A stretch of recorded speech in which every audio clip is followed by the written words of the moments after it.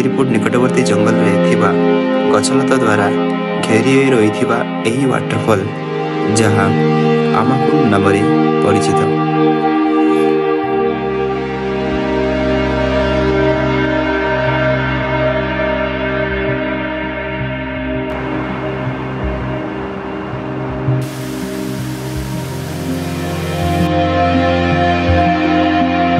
यही वाटरफॉल खैरपुट ठारू प्राय 4 किलोमीटर दूर में रही।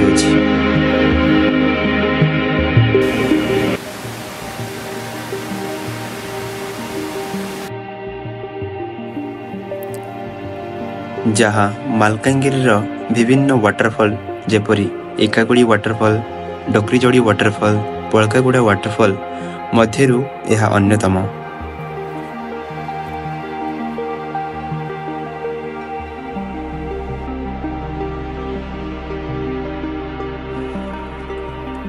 यही वाटरफॉल रो पुरातन इतिहास एवं यहाकू घेरी रही सुंदर वन जंगल ताहा सह एठारे थिबा माछ माने जहा यही वाटरफॉल को आहरी स्पेशल बनै थांती।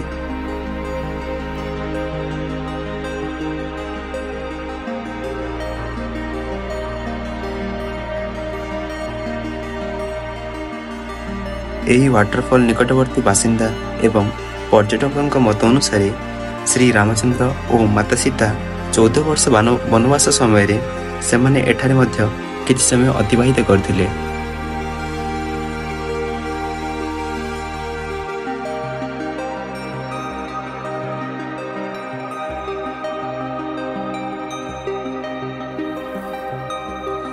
कुहा जाए एई पानी रे थिबा माछ जदि कौनसी लोक खाती तेबे तार मृत्यु घटिबो एवं एही कथा विश्वास न करी केतेक लोक एठागर माछ को खाइथिले एवं तांकर मृत्यु घटिथिला।